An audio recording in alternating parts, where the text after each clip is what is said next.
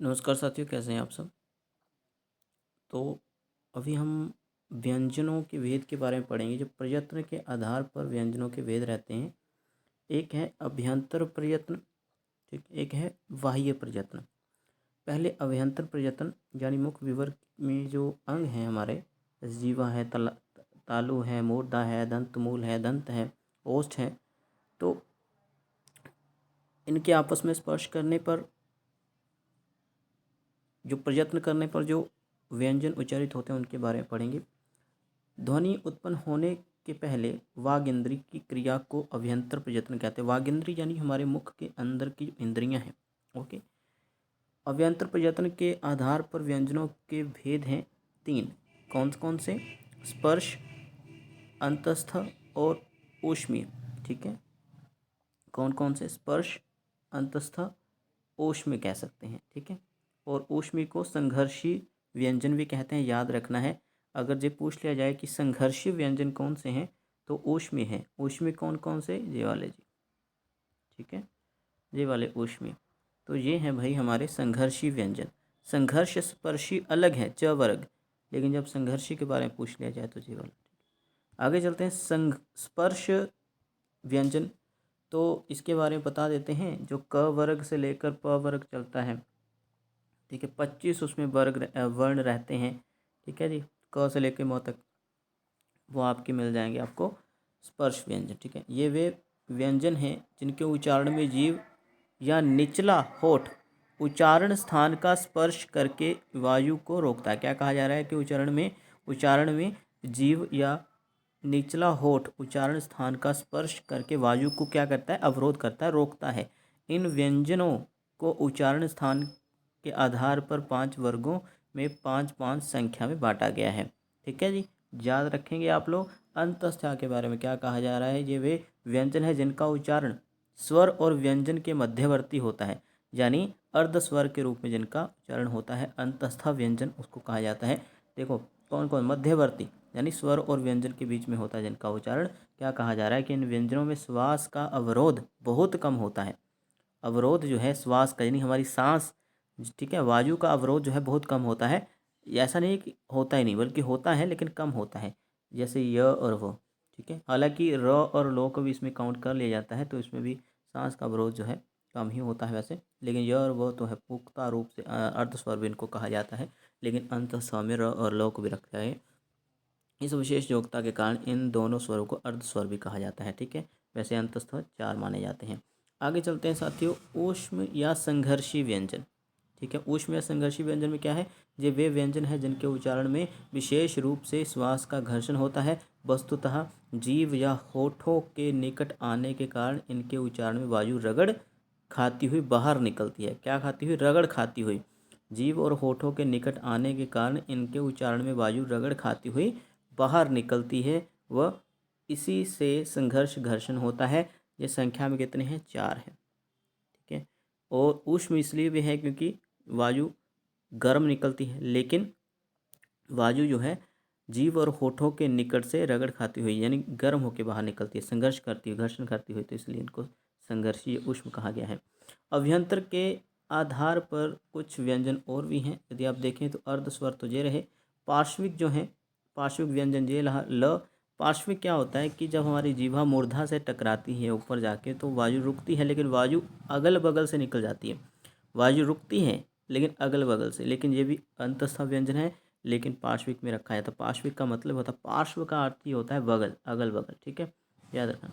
पार्श्विक व्यंजन कहा जाता है ल को। यदि लुंठत और प्रकंपित को देखा जाए तो र भी एक प्रकार से हमारी मूर्धन्य ध्वनि है, ठीक है। पार्श्विक ल देखा जाए भी मूर्धन्य में काउंट किया जाता है, लेकिन जब पार्श्विक भी है क्योंकि वायु अगल बगल से गुजरती है। यदि देखें र, तो मूर्धा से हमारी जिह्वा जब जाके कंपन करती है, ठीक है, लटक से जाती है, लुंठित हो जाती है, तो प्रकंपित इसको कहा जाता है। और नासिक की यदि हम बात करें, नासिकीय ध्वनि में कहा जाता है पंचम वर्ण, जो कि हमारे पास जे रहे, ठीक है, जे वाला खंड।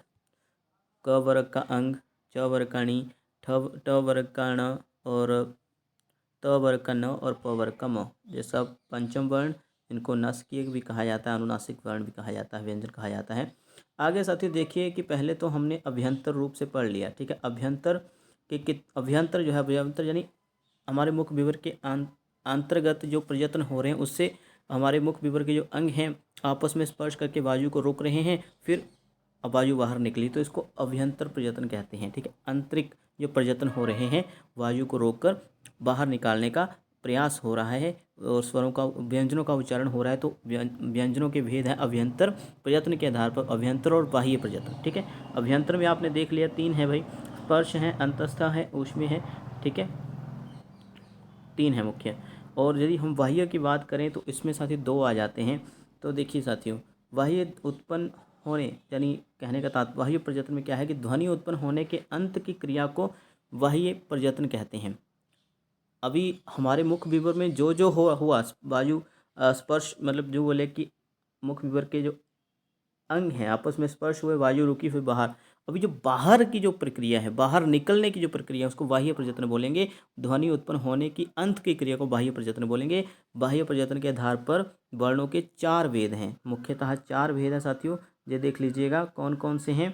एक तो घोष है, दूसरा अघोष है, एक अल्प प्राण है, एक महाप्राण है। ठीक है, याद रखना है। वैसे प्रयत्न के आधार पर वर्णों के व्यंजनों के कितने भेद हैं, अभ्यंतर और बाह्य।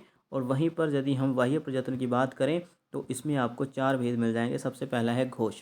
ठीक है, घोष है वर्ण के उच्चारण में स्वर तंत्री, स्वर तंत्री हमारे गले को कहा जाता है, स्वर तंत्री गले में जो नाड़ी है। ठीक है, स्वर तंत्री के अधिक कंपन के कारण आवाज़ भारी हो जाती है। व्यंजन माला में अंतिम 3 वर्ण जो हैं वो क्या कहलाते हैं, घोष कहलाते हैं। जैसे कि ग, ठीक है, घ, अंग, जे क्या है, जे घोष कहलाए जी। अधिक कंपन हो रही है उच्चारण करते समय। ठीक है, याद रखना है, बैटरी जा रहा है भाई। तो इसके अलावा य र ल व ह ये भी है, क्ष त्र ग श्र। ठीक है, ये भी घोष है। इसके अलावा सभी स्वर जो हैं वो भी क्या हैं, वो क्या है साथियों, वो भी घोष हैं। ओके, याद रखेंगे आप लोग। ओके जी, द्विगुण वो भी हम घोष रखेंगे उसको घोष में। अघोष क्या है, इसका उल्टा हो जाएगा। अघोष का अगर देखें तो घोष से बिल्कुल विपरीत हो जाता है। क्या कहा जा रहा है कि अघोष वर्ण के उच्चारण में कम कंपन के कारण आवाज़ अधिक भारी नहीं होती है। कम कंपन के कारण आवाज़ अधिक भारी नहीं होती है। इसके उच्चारण में केवल श्वास का प्रयोग होता है। क्या होता है, इसके उच्चारण में केवल श्वास का प्रयोग होता है। प्रत्येक वर्ग के प्रथम 2 वर्ण, ठीक है, जैसे क, ख, च, छ, ट, ठ।